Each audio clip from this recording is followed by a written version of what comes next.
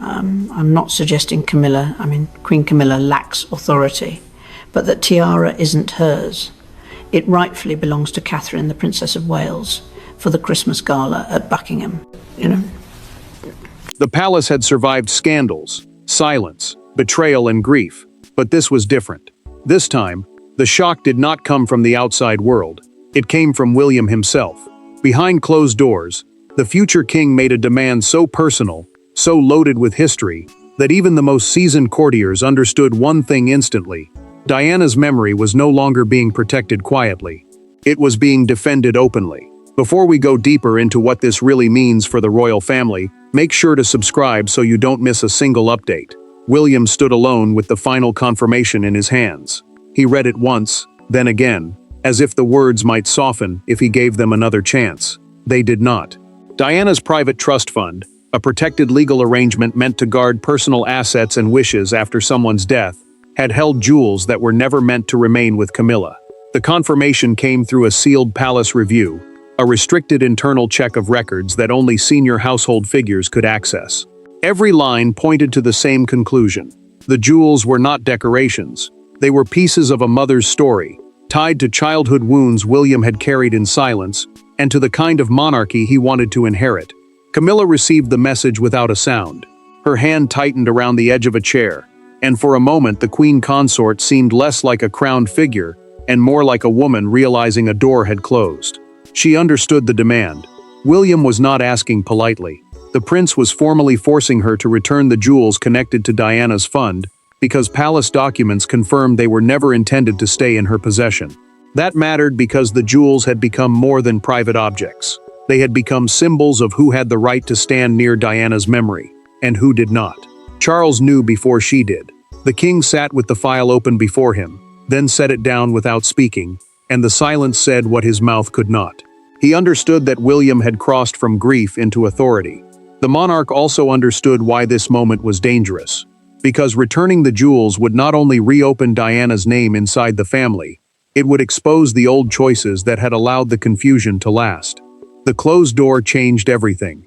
If William was willing to confront Camilla over Diana's jewels, then nothing buried under velvet, ceremony, or royal patience felt safe anymore. But before the demand could become a palace earthquake, the people at the heart of it had to face what those jewels truly represented, and what they had already cost. Every royal object carries history, but these jewels carried something sharper. To William, they were not stones locked in a velvet case. They were fragments of a mother's dignity. To Camilla, they were proof of acceptance she had fought decades to secure.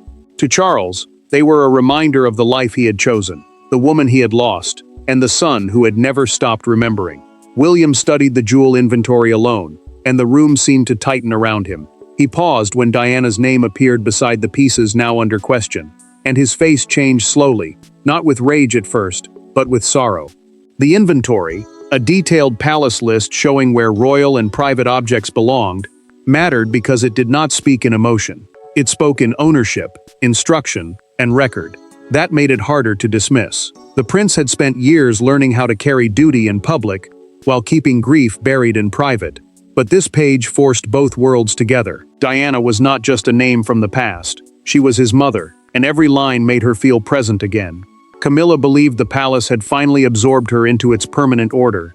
She had survived judgment, cold rooms, careful smiles, and years of being measured against a woman the public never stopped loving. To her, access to jewels once connected to Diana was not only about beauty or status. It was proof that the institution had accepted her fully, even in places where memory still resisted her. When she spoke to Charles, her voice held firm for only a moment, before it broke. She told the king she had endured decades of comparison, but William's demand had reopened the one wound she could never defeat. Camilla had gained the crown, yet Diana still held the room. Charles understood the danger better than anyone. The jewels connected 3 lives in one painful line: Diana's memory, Camilla's position, and William's future authority. The king knew that if he defended the queen consort too strongly, his son would see it as another betrayal. If he supported William too openly, Camilla would feel abandoned inside the very palace she had tried to belong to. That was why the decision carried such weight. It was not just a family disagreement. It was a test of which story the monarchy would protect when love, guilt, and legacy collided. Catherine became quietly important in that silence. She did not push William toward revenge, and she did not turn the moment into a public fight. She simply understood why the prince could not let Diana's name be blurred into convenience. Her calm made his sorrow steadier. Her presence reminded him that protecting the past was also about shaping the future. The grief around the jewels did not begin with the order. It had been building in hidden looks, careful pauses, and memories no one dared speak aloud. And that forgotten moment, buried beneath ceremony and silence, was the real spark that lit the fire. The palace did not break in one day. It cracked slowly, behind smiles, handshakes, and carefully arranged appearances. But there was one moment everyone later returned to in whispers. One ceremony, one jewel, one glance from William that said more than any speech could. From that instant, the old silence began to collapse, and Diana's name moved from memory into battle. Camilla entered the royal anniversary ceremony at Windsor, believing the evening would prove unity. The ceremony, a private formal gathering held to mark a royal milestone, mattered because it placed the family in one room and asked them to appear unshaken before trusted guests and senior aides. Windsor carried its own weight too, because it was not just a royal residence. It was a place where family memory and royal duty often stood side by side. Camilla understood that every jewel, every smile, every careful word would be read as a sign of confidence. She wanted the room to see stability.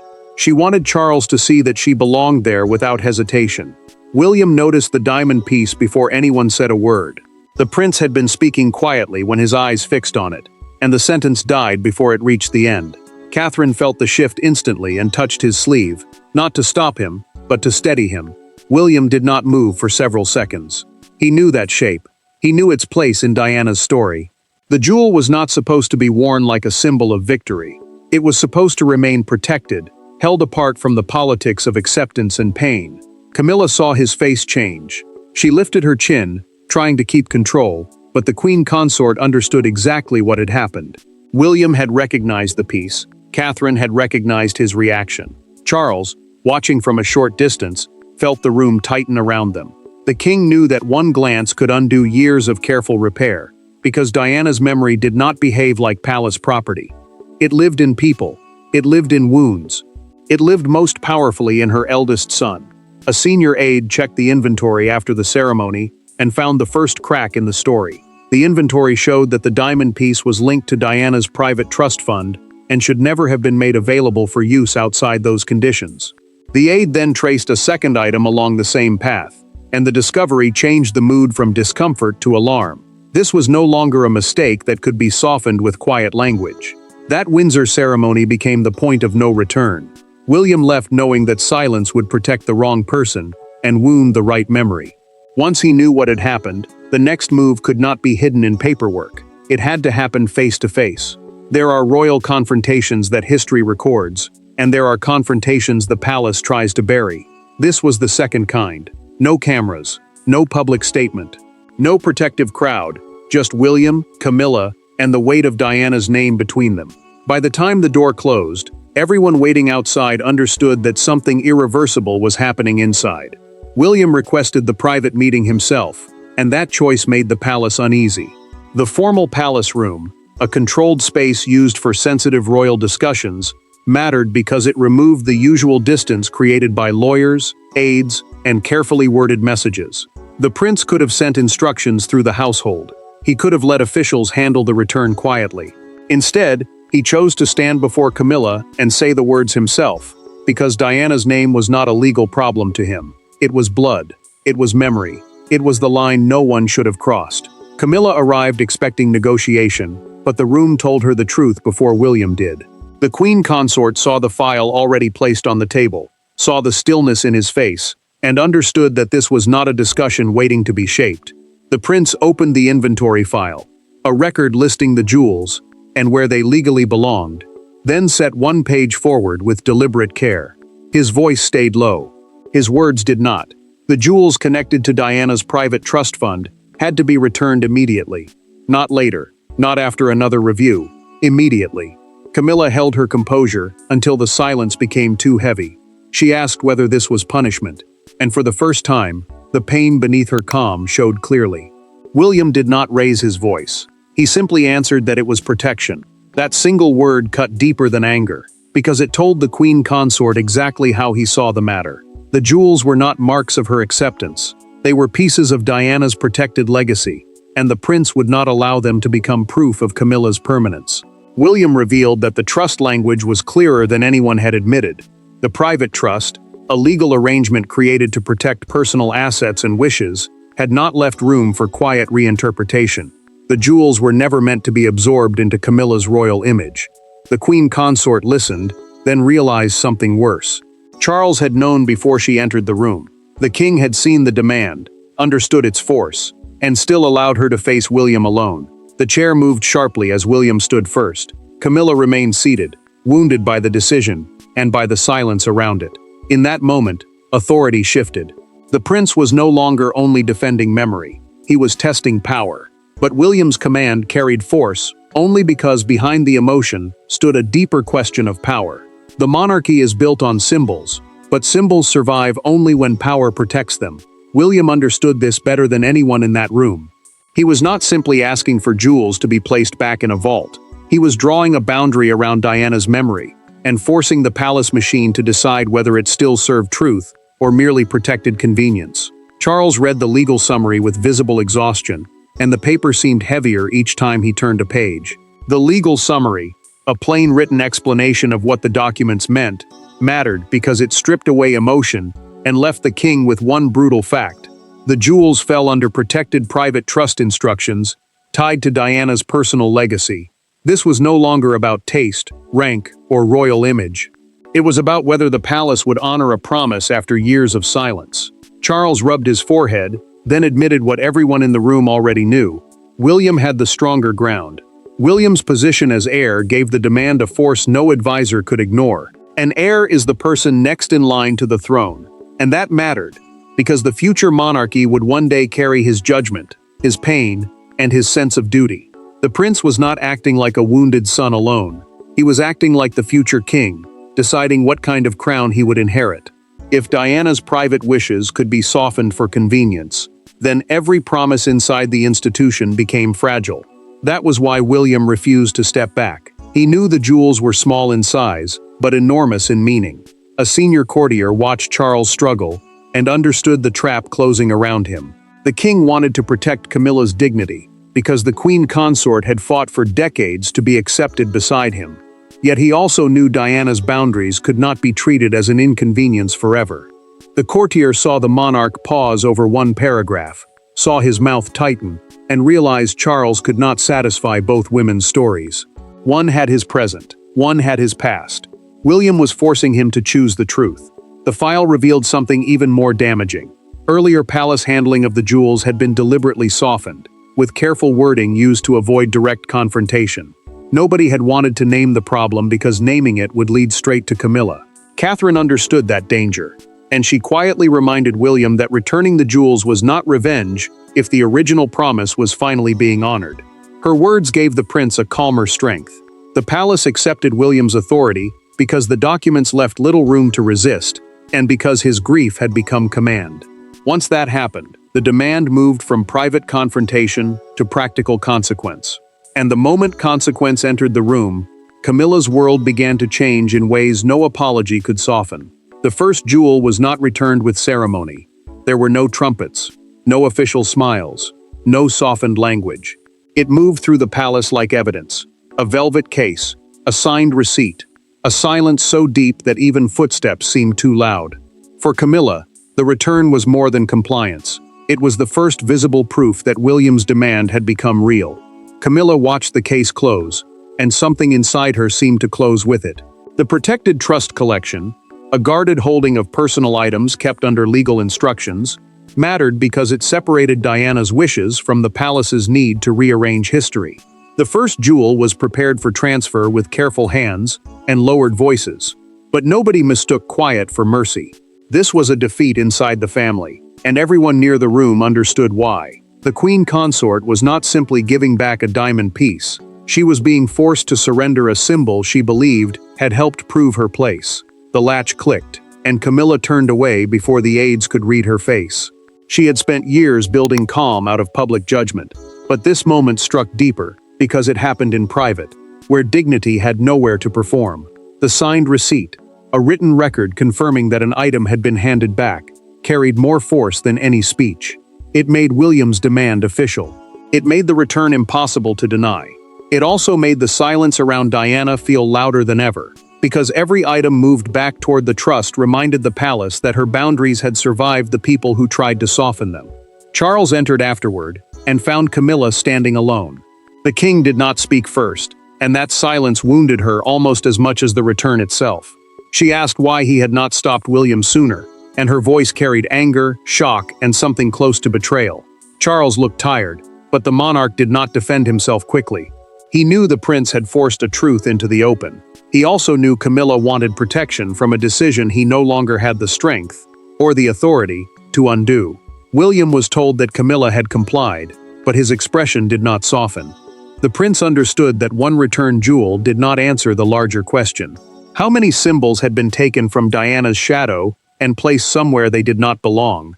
The receipt listed more items still under review, and that detail changed the return from an ending into a warning. The first case had moved. Others might follow. The palace felt the shift immediately.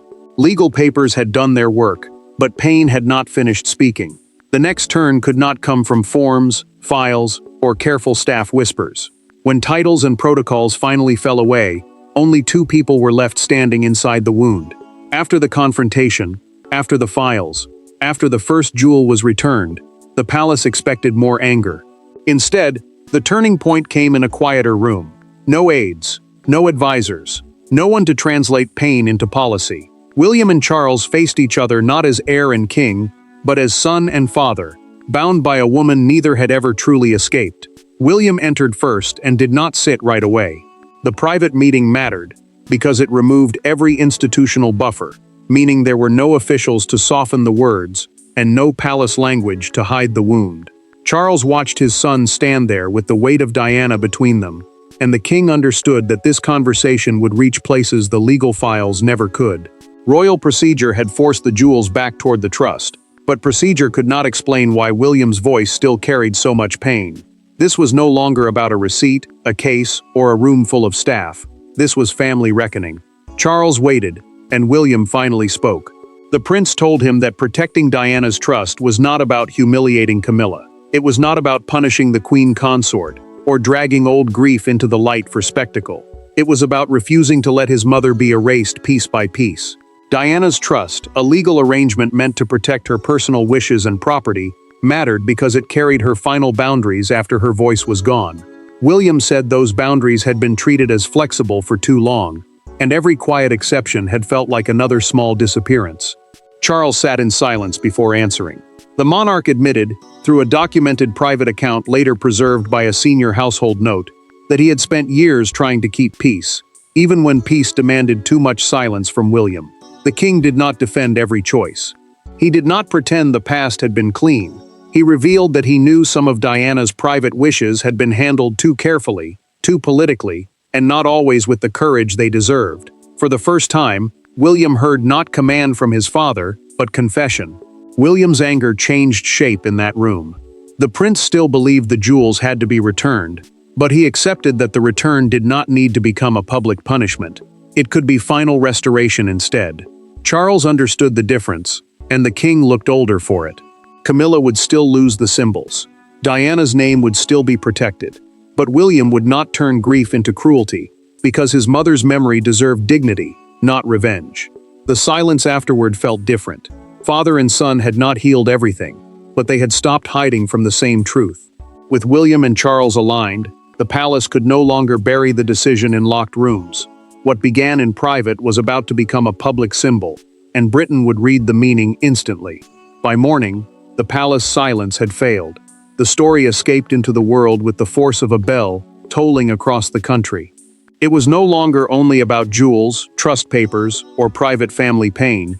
It became a national image. William standing guard over Diana's memory, Camilla forced back from symbols she could no longer claim, and the monarchy exposed in full emotional color. Camilla saw the coverage over breakfast and set her cup down untouched. The palace sources, meaning trusted figures close enough to confirm internal decisions without speaking officially, had allowed the world to know that jewels connected to Diana's private trust fund had been returned under William's direction. That mattered because secrecy had protected the family for years, but now secrecy had failed at the exact point where Diana's memory was strongest. The queen consort understood the difference instantly. Inside the palace, the return had been humiliating. Outside the palace, it was becoming judgment. William watched the same reaction with Catherine beside him, and triumph never crossed his face. The prince knew the public would understand the story because Diana remained one of the monarchy's deepest emotional fault lines, a place where love, anger, and grief still met. Catherine saw his silence and understood what it cost him.